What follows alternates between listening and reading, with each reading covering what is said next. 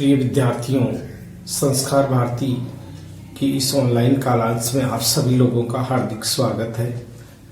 प्रिय विद्यार्थियों, आज हम हमारी बीए पार्ट फर्स्ट की आदिकाल और भक्ति काल के महान कवि कबीर के बारे में पढ़ेंगे। इससे पूर्व हमने कबीर का समाज सुधारक रूप और भक्ति के रूप में कबीर के संबंध में हमने पढ़ा। ये सभी कबीर की विशेषताएं कही जा सकती है। इसके अलावा कबीर का एक रहस्यवाद या हम ये कह सकते हैं कबीर का दार्शनिक दृष्टिकोण जीव, जगत, माया और ब्रह्म के प्रति जो विचार थे, उन विचारों को किस रूप में हमारे सामने रखा है। तो कबीर के संबंध में हम पढ़ेंगे कि कबीर जो मस्त मौला प्रवृत्ति के थे, फक्कड़ आदत से राम भक्ति में रमने वाले मस्त मौला और अपनी ही धुन के सवार कबीर के संबंध में कुछ भी कहना शायद सूर्य को दीपक दिखाने के समान होगा। कबीर प्रखर बुद्धि के धनी थे, बहुत शुद्ध और भाषा के महान डिक्टेटर के रूप में भी वो जाने जाते हैं। कबीर ने हिंदी साहित्य में निर्गुण भक्ति मार्ग में ज्ञान मार्गी शाखा के महान कवि के रूप में अपनी विशिष्ट पहचान दी है। कबीर जो निरक्षर थे किंतु बुद्धि से वो बड़े प्रखर थे। उनका ज्ञान अपने अनुभव की तराजू में तुला हुआ था। कबीर स्थान स्थान का भ्रमण करते थे, इसलिए उन्हें व्यवहारिकता का ज्ञान सर्वाधिक था। कबीर पढ़े लिखे नहीं थे, मसी कागज छुओ नहीं, कलम नहीं गई हाथ। ऐसे कबीर जिन्होंने कभी शाही को हाथ नहीं लगाया, कलम को नहीं छुआ, फिर भी हिंदी साहित्य में निर्गुण होने पर भी उन्होंने अपनी ज्ञान की तराजू में अपनी विवेकशीलता को हमारी साहित्य में प्रस्तुत किया है। निश्चित रूप से कबीर का साहित्य हिंदी साहित्य की अनमोल धरोहर है। आज भी कबीर के जो पद हैं या जो आज भी कबीर के पदों को हमारे गुरुद्वारों पर गाया जाता है, बड़े ही रोचक, बड़े ही आकर्षक, जीवन की प्रेरणा देने वाले, दार्शनिक भावों से परिपूर्ण, रहस्यवादी और अनेक भावों को समाये हुए कबीर के ये विचार आज भी हमारे लिए प्रासंगिक है, आज भी हमारे लिए उतने ही आवश्यक है। इसलिए हमें कबीर के बारे में अब हमारा जो तीसरा जो हमारा क्वेश्चन चल रहा है, जो अक्सर परीक्षाओं में भी पूछा जाता है, अगर आपकी फिर भी हमने 3 आपको क्वेश्चन कराए, फिर भी आपके अगर चौथा क्वेश्चन आ जाता है, जैसे कि कबीर का काव्य सौंदर्य आ गया, तो उसमें आप तीनों को मिला सकते हो। तीनों मिला करके आप एक क्वेश्चन तैयार कर सकते हो। वो आपके किस में काम में आ सकता है? काव्य सौंदर्य में। तो इसलिए मैंने काव्य सौंदर्य लेना ठीक नहीं समझा। मैंने सोचा कि चलो एक, क्योंकि ये नई कबीर के बारे में कभी कभी इस संबंध में पूछ लिया जाता है, तो मैंने यही संकल्प लिया कि भाई इस तरह से आज हम दर्शन पर विचार करेंगे। दर्शन से तात्पर्य देखना, और उस देखने में अंतर है, क्योंकि देखने में भी अंतर है। जिस सत्ता की हम तलाश करते हैं, जिस परमेश्वर की हम तलाश करते हैं, वो हमारी आंखों से नहीं देखा जा सकता। उसे केवल अनुभव किया जा सकता है, महसूस किया जा सकता है। वह ब्रह्म परमेश्वर, ब्रह्म का रूप जो अरूप है, जिसके अनेक नाम हैं, जो इस संसार में आकर के उसने संसार के साथ में अपने आप को मिला लिया है। वह ब्रह्म जिसने जगत का निर्माण किया, संसार को बनाया और फिर वो अदृश्य हो गया, और साथ ही साथ मनुष्य को भक्ति रूपी एक वरदान दिया, लेकिन साथ ही साथ माया को भी संसार में पैदा कर दिया। माया जो है वो ईश्वर की तो दासी है और भक्त लोगों के पास आने से डरती है। तो इसलिए कबीर ने माया को त्रिगुण सत्य, रज और तम 3 गुणों से युक्त मानते हुए कबीर ने माया को इतना एक नारी के रूप में प्रस्तुत किया है जो भक्ति में बाधक बनती है, जो भक्ति में बाधाएं उपस्थित करती है। तो इसलिए कबीर ने कहीं कहीं नारी या स्त्री की भी एक तरह से हम ये कह सकते हैं उसे नागिन के रूप में, उसे सर्पनी के रूप में या कई रूपों में संबोधित किया है। लेकिन कबीर का अपेक्षित किसी स्त्री को अपमानित करना नहीं है। ये संसार का जो रूप है और उसके प्रति जो आकर्षण है संसारिक मनुष्य का, उसे माया के रूप में उन्होंने प्रस्तुत किया है। जो भक्ति से हमारा ध्यान भटकाती है उस माया के बारे में बताया है। ये जो जीव है वो ब्रह्म का ही एक अंश है, उस परमात्मा का ही अंश है जिसे हम आत्मा के रूप में जानते हैं। जिस तरह से एक विस्तृत आकाश है लेकिन तालाबों में, छोटी छोटी जगह, नदियों में, झरनों में, तालाबों में जो अक्ष बनता है उस आकाश का वो भिन्न भिन्न होता है। तो आत्मा का रूप भी वैसा ही है। आत्मा भी छोटे छोटे रूप में बटी हुई है लेकिन वह परम शक्ति के अधीन है, इसलिए उसे नकारा नहीं जा सकता।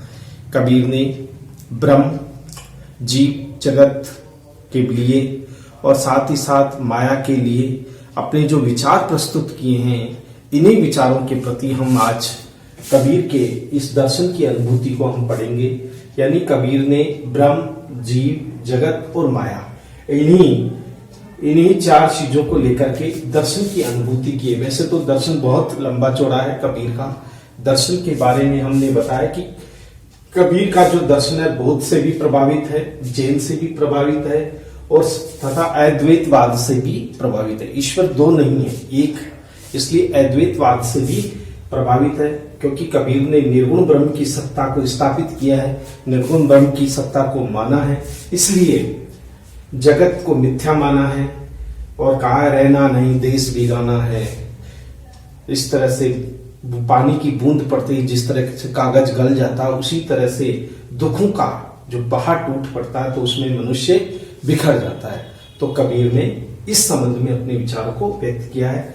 तो सबसे पहले हम कबीर के लिए लिखेंगे जो हमारी उस विचारधारा को प्रकट करते हैं, उस विचारधारा को सामने रखते हैं। हिंदी साहित्य में कबीर एक महान विभूति है। हिंदी साहित्य में कबीर एक महान विभूति है। यानी हिंदी साहित्य में कबीर को एक महान विभूति के रूप में प्रस्तुत किया है। कबीर एक महान विभूति है और उन जैसा निरक्षर, उन जैसा निरक्षर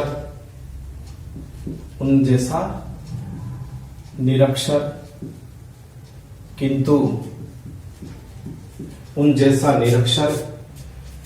दार्शनिक, महान दार्शनिक,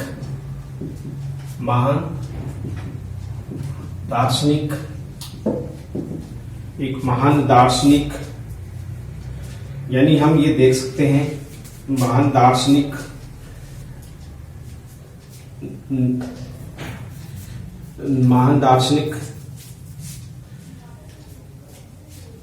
आदत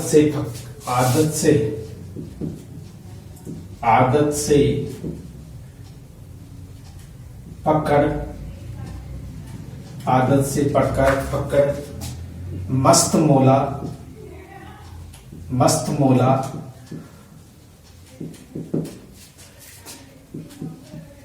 निर्गुण राम की कल्पना करने वाले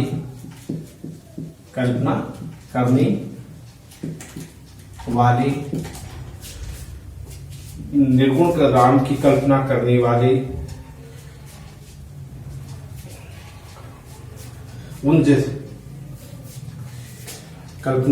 निर्गुण राम की कल्पना करने वाले मसीह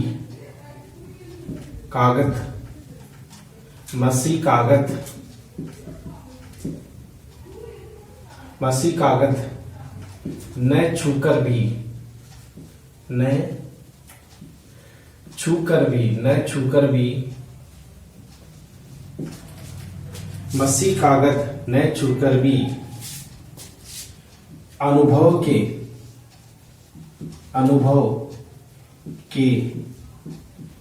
तराजू में, अनुभव के तराजू में अपने ज्ञान को तोला है, अपने ज्ञान को तोला है, अपने ज्ञान को तोला है, अपने ज्ञान को तोला है।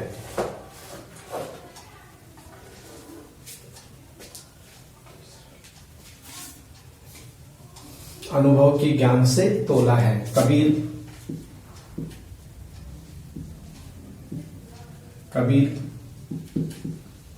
भाषा के महान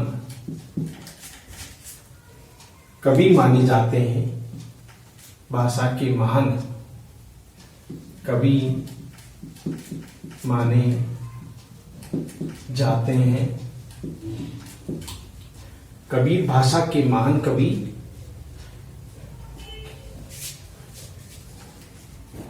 कबीर खींचड़ी भाषा के, हम ये लिख सकते खींचड़ी भाषा के महान कवि माने। खींचड़ी यानी उनमें सभी तरह के शब्दों का आविर्भाव हुआ है, इसलिए खींचड़ी भाषा के महान कवि माने जाते हैं। कबीर का दर्शन, कबीर का दर्शन अद्वैत पाद से, कबीर का दर्शन अद्वैतवाद से प्रभावित है। कबीर ने अपने दर्शन की अनुभूति, अपने दर्शन की अनुभूति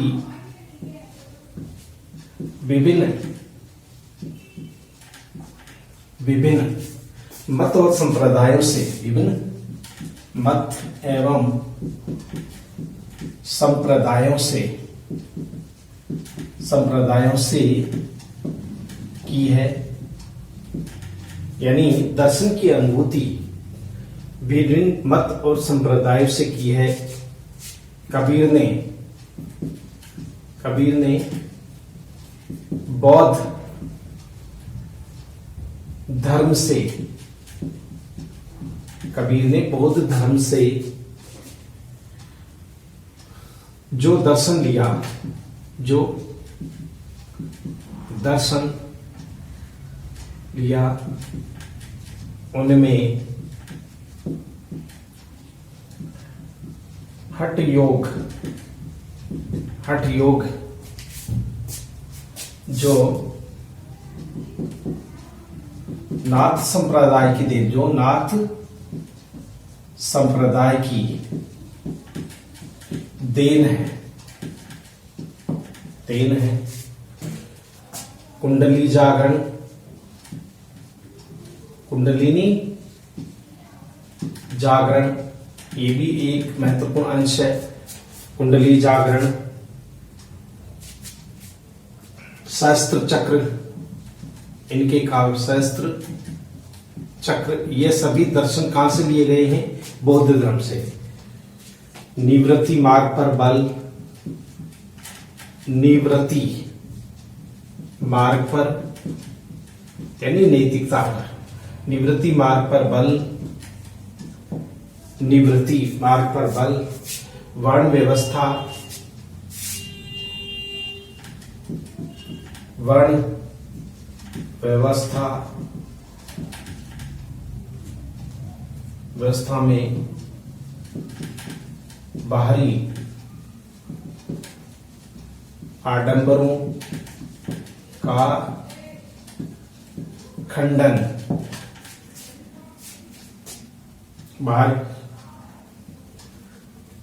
बाहरी आडंबरों का खंडन, जातिवाद विरोध, ये सभी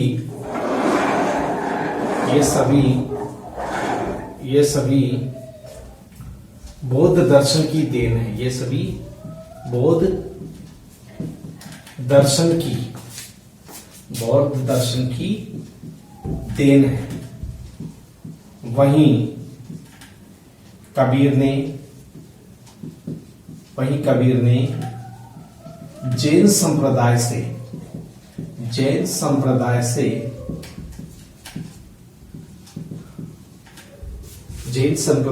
अहिंसा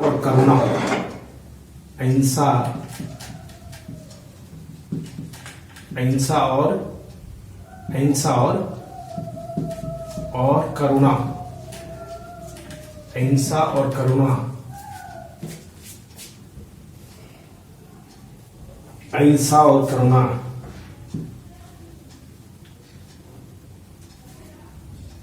को स्वीकार किया है, यानी ये यहां से ग्रहण किया है। तो अद्वैतवाद में अद्वैतवाद का प्रभाव इनके दर्शन पर देखा जा सकता है, यानी कबीर की दर्शन पर अद्वैतवाद का भी प्रभाव रहा है। ये वो यानी कि बौद्ध धर्म से उन्होंने कौन से दर्शन को स्वीकार किया और जैन धर्म से उन्होंने किस चीज को स्वीकार किया, बारी बारी से हम इनका अध्ययन करेंगे। जो हमारे महत्वपूर्ण है वही लेंगे हम, ठीक है। तो फिर भी उसका जो अस्तित्व आया वो यहीं से आया। फिर जीव जगत माया ब्रह्म, इन्हीं के बारे में हम पढ़ेंगे। यही कबीर का दर्शन है। तो अहिंसा करुणा को स्वीकार किया है। अद्वैत का प्रभाव इनके दर्शनों में, इनके दर्शन पर देखा जा सकता है।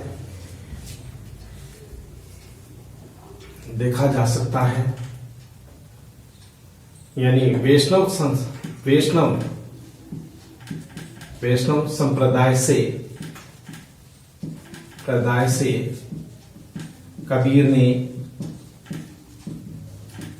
संप्रदाय से कबीर ने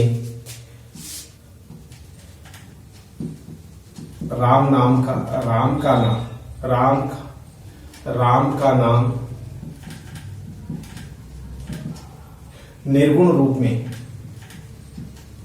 राम का नाम निर्गुण रूप में।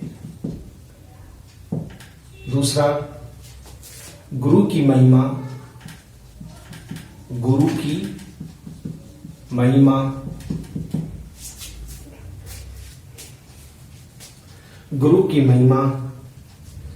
ज्ञान का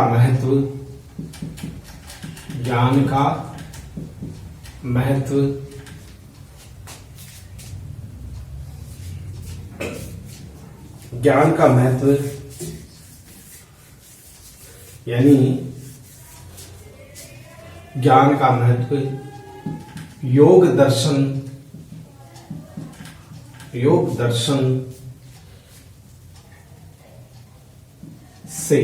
दर्शन से त्रिगुणात्मक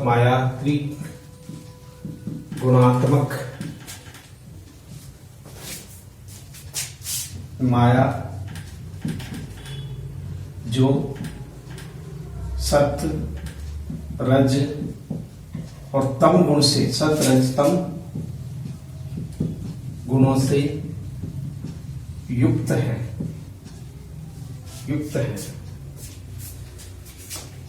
तीन गुणों से, यानी सत्य रज और तम तीनों गुणों से युक्त है। कबीर ने इस प्रकार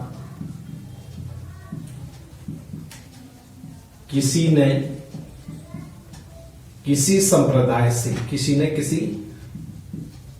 संप्रदाय से दर्शन की अनुभूति की है। यानी कि कबीर ने इस प्रकार किसी न किसी संप्रदाय के रूप में दर्शन की अनुभूति की है। दर्शन को उन्होंने सर्वोपरि माना है। कबीर ने इस प्रकार किसी न किसी संप्रदाय में दर्शन की अनुभूति की है। कबीर के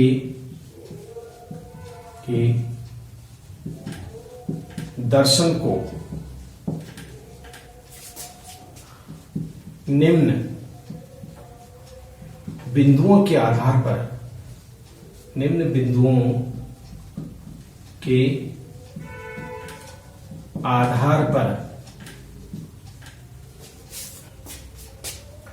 परखा जा सकता है।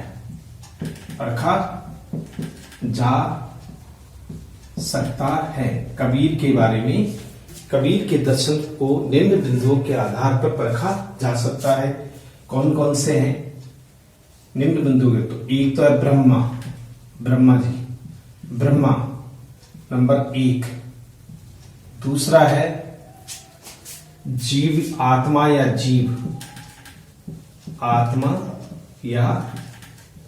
जीव। तीसरा है जगत यानी संसार। चौथा है वह है माया। तो ये जो दर्शन है वो ब्रह्म, आत्मा या जीव, जगत और माया, इन्हीं के ऊपर कबीर का दर्शन निर्भर है। ब्रह्म इस संसार की रचना करने वाले ईश्वर है। ब्रह्मा जी है जिसने इस संसार की रचना की है, इस संसार को बनाया है, इस संसार का निर्माण अपनी सृष्टि से किया है, अपनी दृष्टि से किया है। तो उस ब्रह्मा की महिमा के बारे में भी बताया। वो ब्रह्मा कैसा है? कबीर की दृष्टि से वो निर्गुण ब्रह्मा है, निर्गुण सत्ता है, क्योंकि कबीर ने राम को निर्गुण रूप में स्वीकार किया है। तो उनका ब्रह्मा भी, कबीर का ब्रह्मा भी जो ईश्वर है, परमात्मा है, वो भी निर्गुण स्वरूप में ही है। वो अरूप है। उसे राम कहो, रहीम कहो, केशव कहो, कुछ भी नाम से संबोधित करो, ईश्वर का जो रूप है वो एक ही है। ईश्वर को सर्वोपरि, सर्वशक्तिमान और सर्वव्यापी माना गया है। तो ईश्वर की सत्ता के बारे में हमें बताना है, क्योंकि ये जो दर्शन है, जरूरी नहीं दर्शन में एक रहस्य की जो भावना है वो छिपी हुई है। ब्रह्म है, वो भी दर्शन का विषय है, किंतु फिर भी वो दर्शन से परे हैं। क्यों? क्योंकि हम उन आंखों से नहीं देख सकते, लेकिन उसकी सृष्टि हमने कर दी है मूर्ति के रूप में।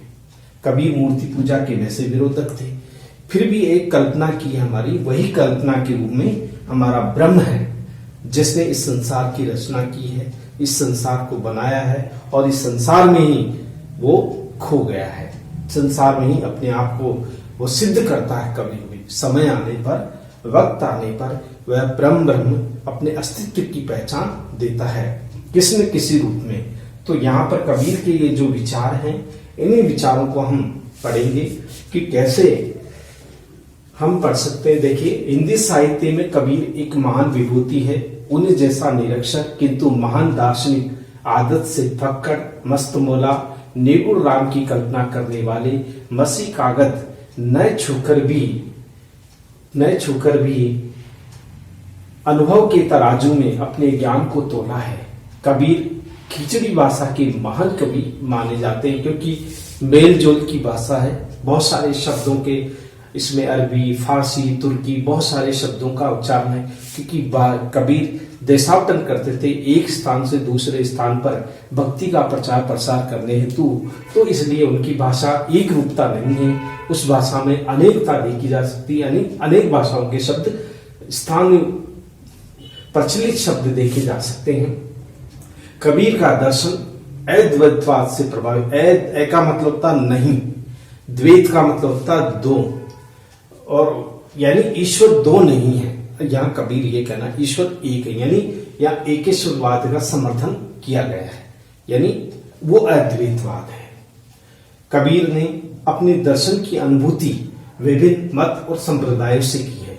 कबीर ने बौद्ध धर्म से जो दर्शन लिया है उनमें हठ योग, जो नाथ संप्रदाय की देन है, कुंडलिनी योग, जागरण, शस्त्र चक्र, निवृत्ति मार्ग पर बल, वर्ण व्यवस्था में बाहरी आडंबरों का खंडन, जातिवाद का विरोध, ये सभी बौद्ध दर्शन की देन है। कहीं वहीं कबीर ने जैन संप्रदाय से अहिंसा और करुणा की विचार को दर्शन में शामिल किया है, करुणा को स्वीकार किया है। अद्वैतवाद का प्रभाव उनके दर्शन पर देखा जा सकता है। वैष्णव संप्रदाय से कबीर ने राम का नाम, निर्गुण रूप में गुरु की महिमा, ज्ञान का महत्व, योग दर्शन से त्रिगुणात्मक शक्ति जिसे माया कहा गया है, जो सत, रज और तम 3 गुणों से युक्त है, त्रिगुणी है ये, अर्थात एक जाल संसार पर वो फेंक देती है। जो व्यक्ति ईश्वर का भक्त है, उन भक्ति से उसे पृथक करने का काम माया करती है। माया एक स्त्री का रूप है, रूप लुभावनी है, तो तरह तरह की ये कल्पना कबीर की अपनी है दर्शन की। तो कबीर ने इसी प्रकार किसी न किसी संप्रदाय से दर्शन की अनुभूति की है। कबीर के दर्शन को निम्न बिंदुओं के आधार पर परखा जा सकता है। ये हम 4 पॉइंट है, इन्हीं 4 पॉइंटों के आधार पर हम कबीर की जो दर्शन की अनुभूति है इस विषय पर चर्चा करेंगे। पहला है ब्रह्म, यानी ब्रह्मा जी, शब्द ईश्वर, परमात्मा। दूसरा है आत्मा या जीव, जो ब्रह्म का ही एक अंश माना गया है, ईश्वर का ही एक अंश है। ये अगर पुंज है ज्वाला का, तो ये एक अंश है उसका। जगत और जीव को वैसे एक माना गया, किंतु जगत क्या है? सतत परिवर्तन है, चलता रहता है और सतत बदलता रहता है। जीव है, एक समय आता है, पानी केरा बुदबुदा, असमानस की जात, एक दिन यूं छिप जाएगा जू तारा प्रभात। तो ये जीव की अपनी एक अवधि होती है जहां जीव संसार में जन्म लेता है और फिर मृत्यु को प्राप्त हो जाता है, और अंत में कहां जाकर विलीन हो जाता है? ब्रह्म में। तो इसका जन्म भी यही होता है और मिलन भी वहीं हो जाता है अंत में। जगत मिथ्या है, कबीर ने कहा है मिथ्या है जगत। जगत में जो कुछ भी हम देखते हैं उसमें स्थायित्व तो कुछ भी नहीं है। समय आने पर सब कुछ नष्ट हो जाएगा। ये सूर्य, ये चंद्र, जितने भी जो हम देख रहे हैं, जिसे हम अनुभव कर रहे हैं, जो चमक दमक हमें संसार में दिखाई दे रही है, वक्त आने पर वो सब समाप्त हो जाएगी, क्योंकि ये सब मिथ्या है। ये सब आकर्षण के क्षेत्र हैं। अगला हमारा था माया को माना गया कबीर ने अपनी ऐश्वर्य शक्ति। ये कहते हैं कि भगवान ईश्वर की ये दासी है, माया सेविका है, जो हमेशा उनके चरणों की दासी बनकर बैठी रहती, किंतु उस ईश्वर ने माया को संसार में भेज दिया। यानी संसार का जो आकर्षण है, जिसमें व्यक्ति धन दौलत रुपया पैसा जिसमें वो लिप्त रहता है, वही माया है स्त्री रूप में। क्योंकि जिस तरह से स्त्री का रूप आकर्षण होता है, जो अपनी ओर आकर्षित करती है, ऐसे ही माया का आकर्षण भी व्यक्ति को अपनी ओर आकर्षित करता है, जिससे व्यक्ति भक्ति में मन नहीं लगा पाता, मन इधर उधर भटकता है। और माया यही तो चाहती है कि व्यक्ति सांसारिक बना रहे, कभी उसको मुक्ति नहीं मिले। नहीं तो अगर मुक्ति मिल जाए तो फिर क्या होगा? जगत का अंत हो जाएगा। वो नहीं चाहती कि जगत का अंत हो, इसलिए उसे मोह माया में ग्रसित रखती है। कभी पुत्र मोह में, कभी पत्नी मोह में, कभी बड़ी बड़ी धन ऐश्वर्य के मोह में। ये सब माया के ही रूप है। लेकिन ये माया जो त्रिगुणात् सत, रज और तम, ये 3 गुणों से युक्त है, जो संसार के सत यानी सत गुणों से युक्त, रज यानी थोड़ा निम्न स्तर का गुण, और तमो गुण का मतलब होता है बात बात में भड़कने वाला, क्रोधित करने वाला। तो यही 3 गुण हैं जो व्यक्ति के चरित्र में पाए जाते हैं, वे सब माया के ही रूप हैं। तो इस प्रकार से हम इसके संबंध में हम पढ़ेंगे बारी बारी। सबसे पहले हम ब्रह्म के बारे में पढ़ेंगे, परम परमात्मा परमेश्वर के लिए पढ़ेंगे कि कबीर का दर्शन में उसका क्या स्थान है, उस परम परमेश्वर का या ब्रह्म का क्या स्थान रहा है, इसके संबंध में हम अध्ययन करेंगे। तो सबसे पहले हमारी जो विचारधारा आती है वो है कबीर के दर्शन में, वो है ब्रह्म का स्थान, जिसे हम परमात्मा भी कह सकते हैं, परम परमेश्वर कह सकते हैं, जिसने इस संसार की रचना की और इस संसार की रचना करके स्वयं अंतर ध्यान हो गया ईश्वर। लेकिन यह संसार उसी के द्वारा रचा गया है, इसे नकारा नहीं जा सकता। ब्रह्म की सत्ता इस संसार में हमेशा विद्यमान रहती है, उसके बिना पत्ता भी नहीं हिल सकता। तो ये हमारा जो विचार है वो सबसे पहले है कबीर के दर्शन में, कबीर के दर्शन का स्वरूप इस प्रकार है, इस प्रकार है। कबीर ने जो दर्शन की जो विचारधारा रखी है, सबसे पहले पहला पॉइंट आता है, वो आता है ब्रह्म। ब्रह्म जिसे ब्रह्म कहा गया है, ब्रह्म जिसे ब्रह्मा भी कह सकते हैं। ब्रह्म क्या है, इसके बारे में कबीर ने अपने विचार रखे हैं। ब्रह्मा के बारे में कबीर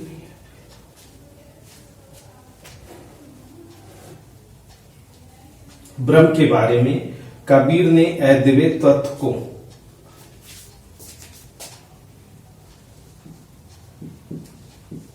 कबीर ने अद्वैत तत्व को कबीर ने अद्वैत तत्व को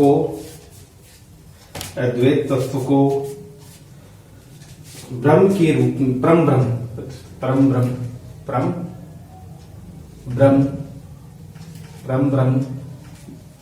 ब्रह्म के रूप में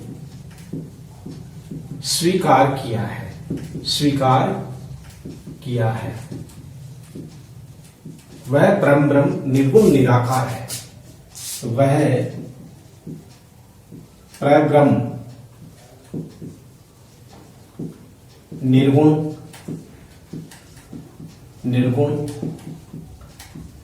निराकार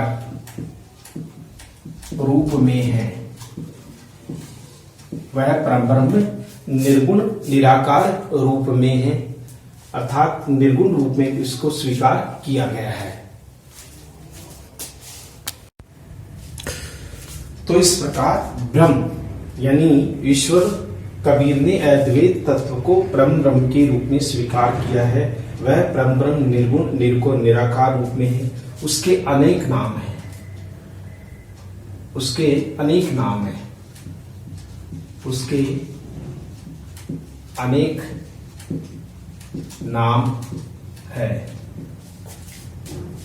उसके अनेक नाम है। वह अलख निरंजन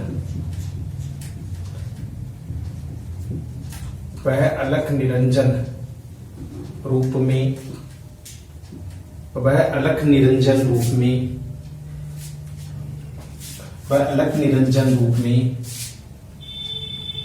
वह अलख निरंजन यानी कि परम ब्रह्म को अलख निरंजन रूप में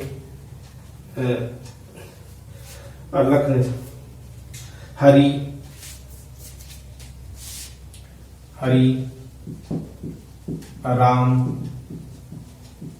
विष्णु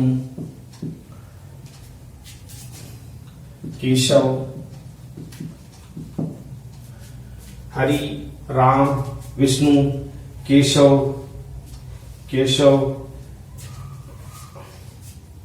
परमात्मा, परम परमेश्वर, परम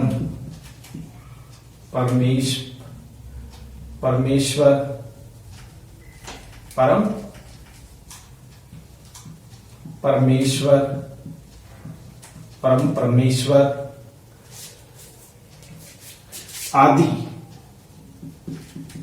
आदि नामों से जाना जाता है। वह सर्वशक्तिमान,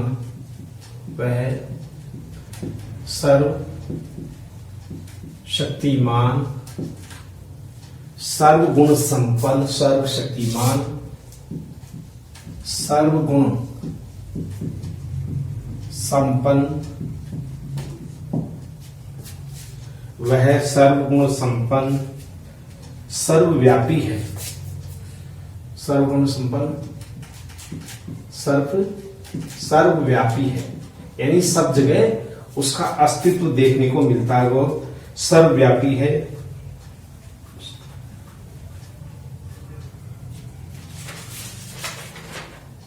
वह कबीर ने एक ऐसे सर्वव्यापी है, कबीर ने एक ऐसे ब्रह्म की कल्पना की है, ब्रह्म की कल्पना की है। कबीर ने एक ऐसे ब्रह्म की कल्पना की है जो निर्गुण और सगुण, जो निर्गुण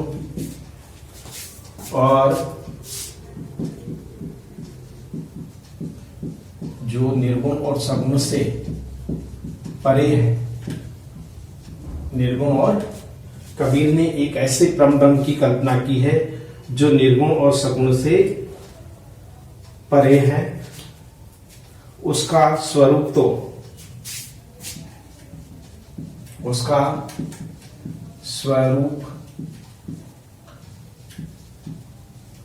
पुष्प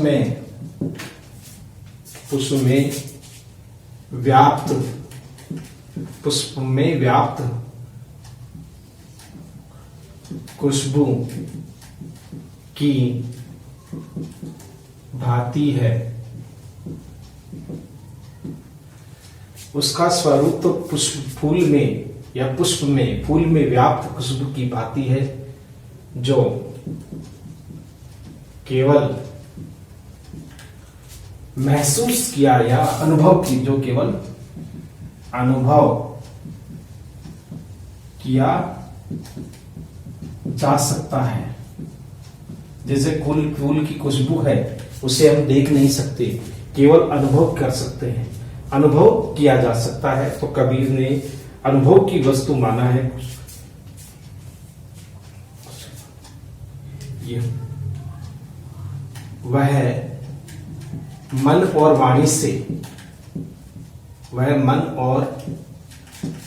वाणी से अगोचर है।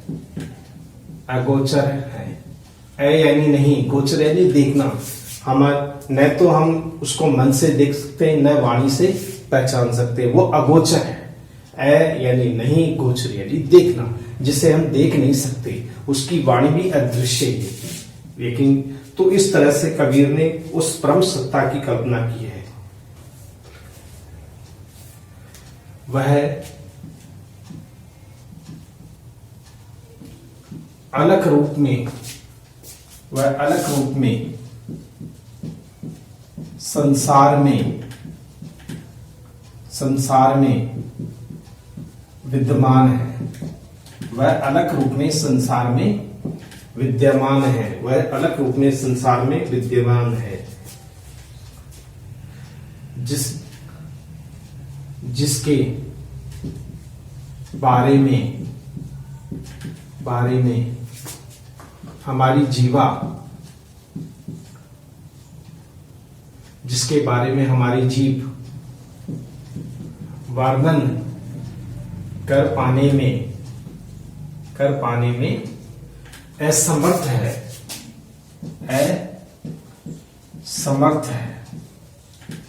यानी कबीर ने जिसके बारे में हमारी जीभ वर्णन कर पाने में असमर्थ है, वह केवल अनुभव, वह केवल हृदय से अनुभव की जा सकती है। वह केवल हृदय से अनुभव किया जा सकता है। तो इस तरह से वह केवल हृदय से अनुभव किया जा सकता है। वह स्वयं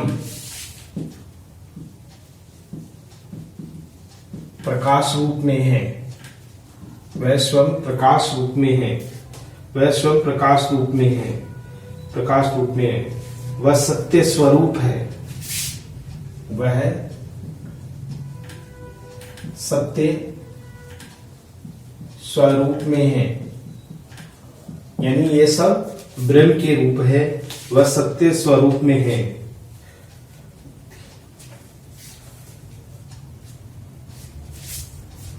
वह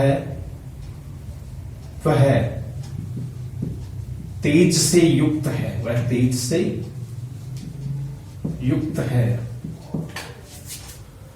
उसमें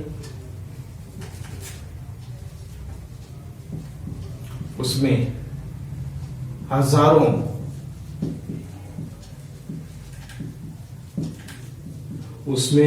सूर्यों का तेज है, हजारों सूर्यों का तेज है, उसमें हजारों सूर्यों का तेज है।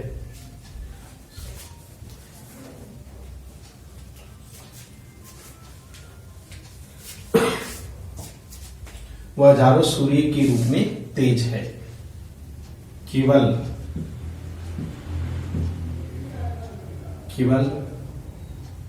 वही उसे जान सकता है जो बुद्धि से प्रखर एवं विवेक बुद्धि से प्रखर एवं मोह माया से मुक्त हो, मोह माया से मुक्त हो।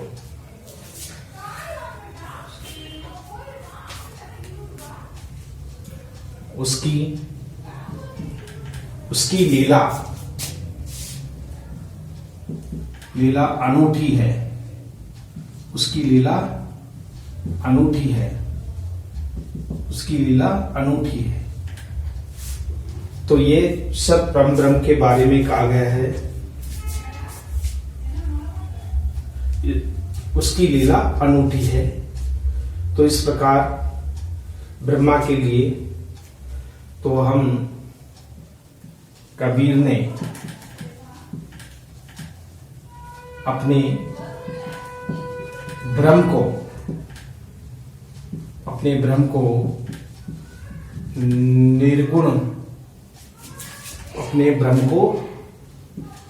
निर्गुण रूप में स्वीकार किया है। नंबर 1, ब्रह्म को निर्गुण रूप में स्वीकार किया है। इसका उदाहरण हम देख सकते हैं। निर्गुण सगुण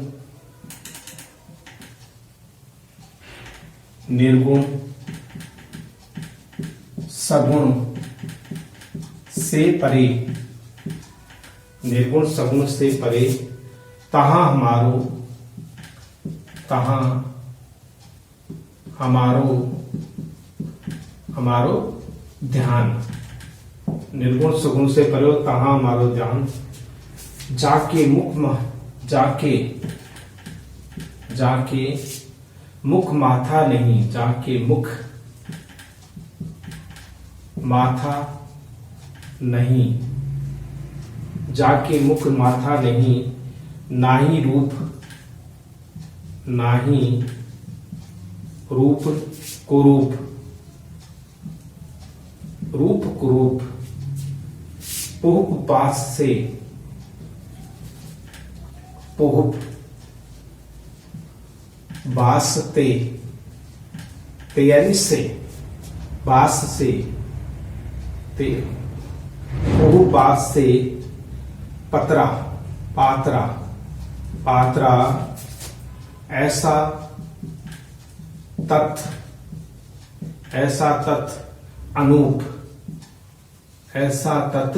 अनूप, ये बात कही है कबीर ने निर्गुण ब्रह्म के बारे में कि निर्गुण सगुण से परे मारो ध्यान, जाके मुंह माथा नहीं, ना ही रूप कुरूप, पूर्व बात से पात रहा ऐसा तत्व अनूप। ये परम परमेश्वर के बारे में कबीर ने परम ब्रह्म के बारे में पढ़ा है या कहा है। तो इस प्रकार से ये परम ब्रह्म का एक रूप है जो इसमें बताया गया है।